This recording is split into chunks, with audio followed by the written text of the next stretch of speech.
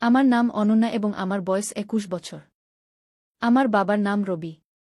তিনি আমার কাছে বিশ্বের সেরা মানুষ। তিনি সবসময় আমার পাশে থাকেন, যে কোনো সমস্যায়। কিন্তু আজ আমি আপনাদের যে গল্প বলতে যাচ্ছি তা আমার নয়, বরং আমার বাবার। আমি সবসময় বাবাকে মায়ের সাথে খুব খুশি দেখেছি। তার চোখে মায়ের জন্য যে ভালোবাসা ছিল তা ছিল খুবই আলাদা। ছোটবেলায় আমি কখনো ভাবিনি যে তাদের ভালোবাসারও কোনো গল্প থাকতে পারে। কিন্তু যখন আমি কলেজে যাওয়া শুরু করি এবং আমার নিজের জীবনে একটি নতুন মোড় আসে, তখন আমি বাবার গল্প জানার ইচ্ছা অনুভব করি। এটি সেই সময়ের কথা যখন আমি প্রথম রোহনের সাথে দেখা করি। রোহন ছিল আমাদের কলেজের সবচেয়ে বুদ্ধিমান এবং যত্নশীল ছেলে। ধীরে ধীরে সে আমার ভালো বন্ধু হয়ে ওঠে। কিন্তু এই বন্ধুত্ব কখন ভালোবাসায় পরিণত হয় তা আমি টেরই পাইনি। আমি প্রতিদিন রোহন সম্পর্কে ভাবতে শুরু করি। একদিন আমি বাবাকে আমার অনুভূতি বলার সাহস করি। আমি উদ্বিগ্ন ছিলাম যে বাবা কি বলবেন। কিন্তু তিনি আমাকে শান্ত হয়ে বসতে বললেন এবং হেসে বললেন, ভালোবাসা করা ভুল নয় অনন্যা, কিন্তু প্রথমে তোমাকে আমার গল্প বলতে হবে। সম্ভবত তখন তুমি বুঝতে পারবে যে সঠিক এবং ভুলের মধ্যে পার্থক্য কী। সেই দিন বাবা তার জীবনের এমন একটি অংশ খুলে বললেন যা আমি কখনো ভাবিনি। তিনি বললেন, অনন্যা, তোমার মা আমার প্রথম এবং শেষ ভালোবাসা। কিন্তু আমাদের গল্প এত সহজ ছিল না।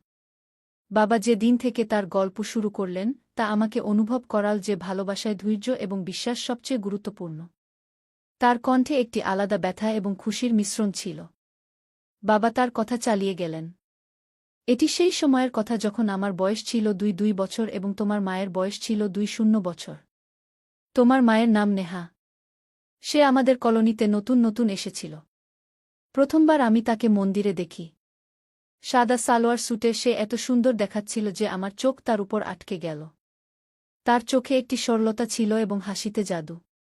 সেই দিন থেকে মন্দিরে যাওয়া আমার অভ্যাস হয়ে গেল। সকাল হোক বা সন্ধ্যা, আমি সবসময় সেখানে পৌঁছে যেতাম, শুধু এটা দেখার জন্য যে নেহা সেখানে আসবে কিনা। ধীরে ধীরে আমাদের দেখা সাক্ষাৎ বাড়তে লাগল। একদিন সাহস করে আমি তার সাথে কথা বলার চেষ্টা করলাম। আমি বললাম, আপনি প্রতিদিন মন্দিরে আসেন কি? মনে হয় আপনি ভগবান থেকে কিছু বিশেষ চাইছেন। সে হেসে বলল, না, শুধু ভগবানের সাথে দেখা করতে আসি। তার কণ্ঠে এত মিষ্টি ছিল যে আমি শুধু শুনতে থাকলাম। সেই দিন থেকে আমাদের কথোপকথন শুরু হয়। প্রতিদিন আমাদের দেখা সাক্ষাৎ দীর্ঘ হতে থাকে। আমরা একসাথে হাসা, কথা বলা শুরু করলাম। কিন্তু আমি কখনো তাকে আমার মনের কথা বলিনি। তারপর একদিন আমি দেখলাম যে নেহা কিছুটা বিষণ্ণ। আমি জিজ্ঞাসা করলাম, কি হয়েছে নেহা, আজ আপনি কেন বিষণ্ণ? সে বলল, বাবা আমার জন্য বিয়ের কথা বলছেন। আমি ভয় পাচ্ছি যে এই সম্পর্ক যেন স্থির না হয়ে যায়। এটি শুনে আমার হৃদয়ে আলোড়ন সৃষ্টি হয়।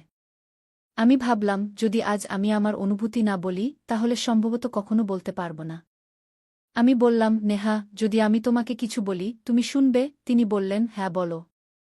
আমি গভীর শ্বাস নিয়ে বললাম, নেহা, আমি তোমাকে ভালোবাসি। প্রথমবার যখন তোমাকে দেখেছিলাম তখন থেকেই তুমি আমার হয়ে গেছ। আমি চাই ঈশ্বরের এই মন্দিরে তোমার সাথে আমার জীবন কাটানোর প্রতিশ্রুতি দিই। নেহার চোখে জল চলে এল। তিনি বললেন, রবি, আমিও তোমাকে ভালোবাসি, কিন্তু এটা এত সহজ নয়। আমার পরিবার কখনই এটা মেনে নেবে না। সেই দিন আমি নেহাকে প্রতিশ্রুতি দিয়েছিলাম, যাই ঘটুক না কেন আমি কখনই তার পাশ ছাড়ব না। আমরা আমাদের ভালোবাসা লুকিয়ে রাখা শুরু করলাম।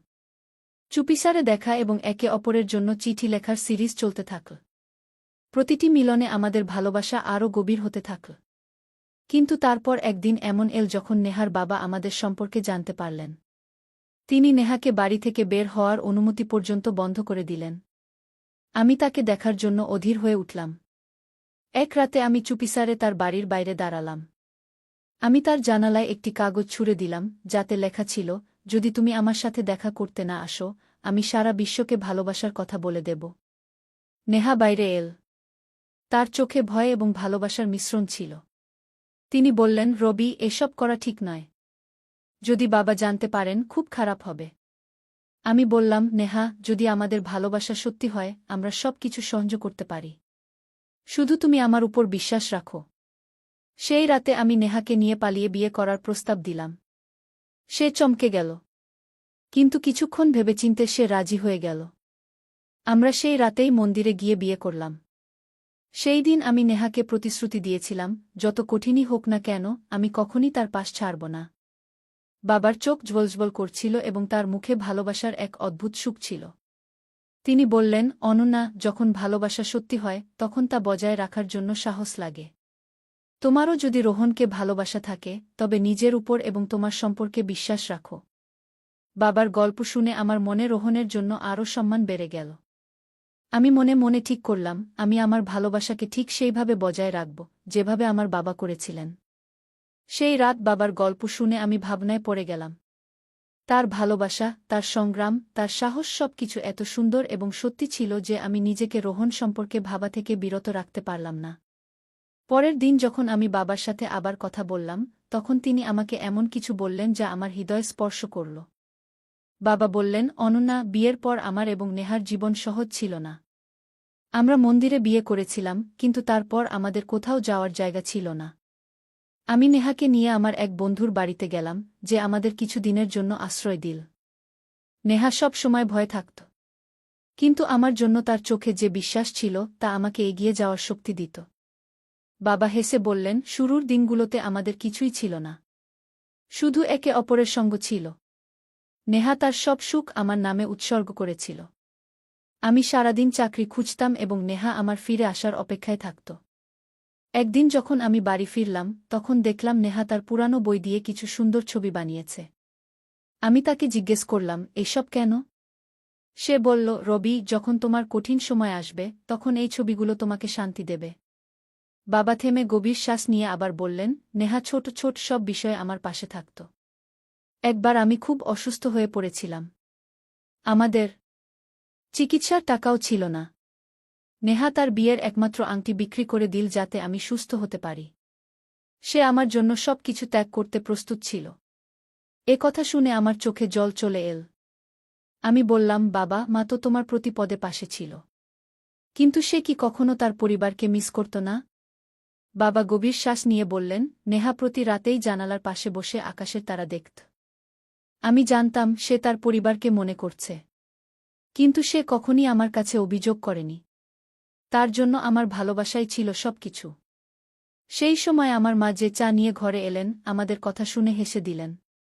তিনি বাবাকে বললেন, রবি, তুমি অনন্যাকে আমাদের কঠিন সময়ের গল্প শোনাচ্ছ, কিন্তু এটা কেন বলছ না যে তুমি আমার জন্য কি করেছিলে? বাবা একটু লজ্জা নিয়ে বললেন, নেহা, সেই কথা অনন্যাকে শোনানোর কি দরকার? কিন্তু মা আমার দিকে তাকিয়ে বললেন, অন্না, তোমার বাবা আমার জন্য তার সবচেয়ে প্রিয় জিনিস ত্যাগ করেছিলেন। আমি কৌতূহলী হয়ে জিজ্ঞেস করলাম, কি জিনিস? মা ভালোবাসার হাসি দিয়ে বললেন, তোমার বাবা ছোটবেলা থেকেই পেন্টিং করতে খুব ভালোবাসতেন। তিনি সবসময় বলতেন যে তিনি একজন বড় শিল্পী হতে চান। কিন্তু আমাদের বিয়ের পর যখন দায়িত্ব বেড়ে গেল তখন তিনি তার স্বপ্ন ত্যাগ করে চাকরি শুরু করলেন যাতে আমাদের ভালো জীবন দিতে পারেন। বাবা আমার দিকে তাকিয়ে বললেন, নেহা আমার সবচেয়ে বড় পেন্টিং। আমি তার মুখের হাসির জন্য আমার স্বপ্ন ত্যাগ করেছিলাম, আর এই বিনিময় কখনো ভুল মনে হয়নি। তার কথাগুলো আমাকে ভাবতে বাধ্য করল।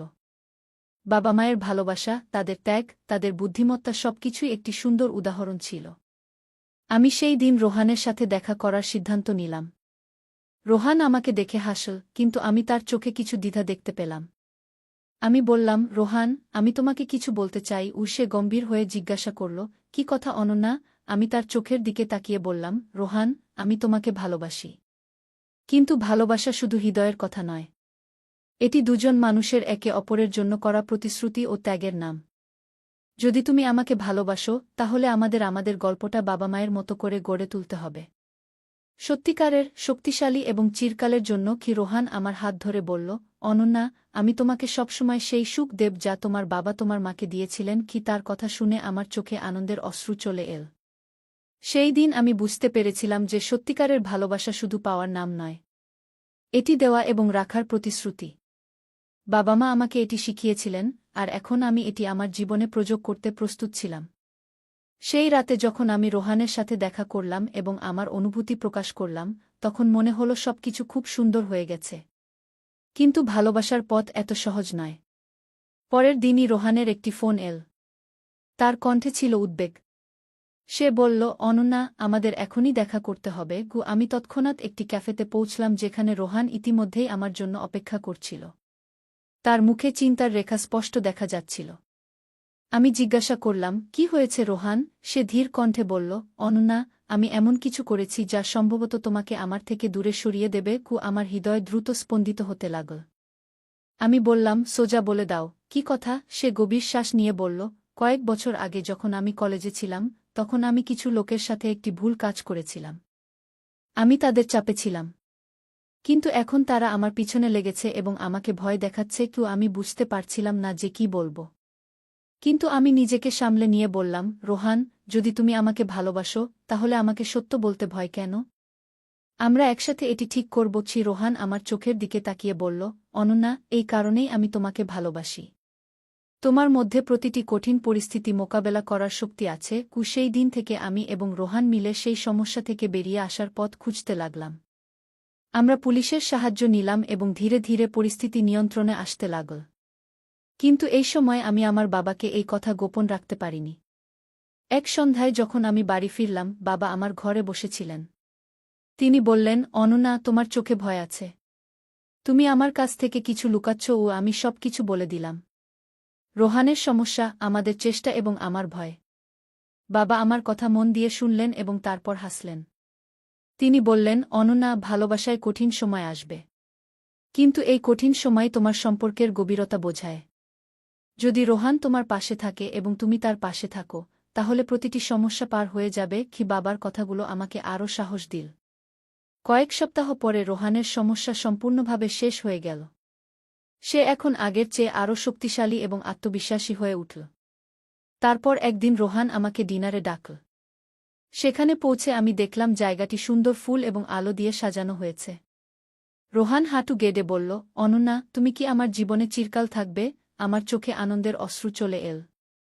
আমি বললাম, হ্যাঁ রোহান, চিরকাল। আমাদের বিয়ে ধুমধামে হল এবং সেই দিন বাবা তার বক্তৃতায় বললেন, আজ আমার মেয়ে আমাকে শিখিয়েছে যে ভালোবাসায় শুধু কঠিন সময় আসে না, সেই কঠিন সময় পার করার শক্তিও আসে। রোহান, আমার মেয়েকে সুখী রাখো, কারণ সে তোমার জন্য ঠিক ততটাই ভালোবাসা ও ত্যাগ করতে পারে যতটা আমি এবং নেহা করেছিলাম। আজ যখন আমি আমার জীবনের এই সুন্দর যাত্রাটি দেখি, তখন বাবার গল্প আমাকে শেখায় যে সত্যিকারের ভালোবাসা শুধু হৃদয়ের কথা নয়, বরং একে অপরের জন্য বেঁচে থাকার প্রতিশ্রুতি। তাই বন্ধুরা, এটা ছিল আমাদের আজকের গল্প।